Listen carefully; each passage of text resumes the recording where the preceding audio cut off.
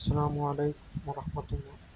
الحمد لله رب العالمين، الصلاة والسلام على أشرف المرسلين وعلى آله وصحبه وسلم. سيأتي زمان على أمتي يحبون خمسة وينسون الخمسة. എൻ്റെ സമുദായത്തിനൊരു കാലം വരും. ആ കാലം വന്നു കഴിഞ്ഞാൽ 5 കാര്യങ്ങൾ അവർ ഇഷ്ടപ്പെടും, 5 കാര്യങ്ങൾ അവർ മറന്നു കളയുമെന്നാണ് സയ്യിദുനാ മുഹമ്മദ് റസൂലുള്ളാഹി സ്വല്ലല്ലാഹു അലൈഹി വസല്ലം തങ്ങൾ പറഞ്ഞു. യുഹിബ്ബൂന ദുനിയ വയൻസൗനൽ ആഖിറ. ദുനിയാവിനെ അവർ ഇഷ്ടപ്പെടും, ആഖിറത്തെ അവർ മറന്നു കളയും. ഇങ്ങനത്തെ ഒരു കാലം വന്നാൽ ഇത് ഖിയാമത്ത് നാളിൻ്റെ അടയാളമാണ് എന്നാണ് സയ്യിദുനാ റസൂൽ കരീം സ്വല്ലല്ലാഹു അലൈഹി വസല്ലം തങ്ങൾ പറഞ്ഞിട്ടുണ്ട്.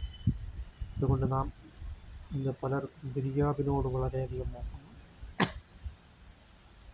ദുനിയാവിനോടും പണത്തിനോടും അതുപോലെ തന്നെ എല്ലാത്തിനോടും വലിയ മോഹമാണ്. പരലോകത്തെ മറന്നു കളയുക. പരലോക ജീവിതമുണ്ട് എന്നും അത് ശാശ്വതമായിട്ടുള്ള ജീവിതമാണ് എന്നുള്ള ബോധം പോലും ഇല്ലാതെയാണ് പലരും ജീവിക്കുന്നത്. അതുകൊണ്ട് നാം തഖ്വ ചെയ്ത് നാം ജീവിക്കുക.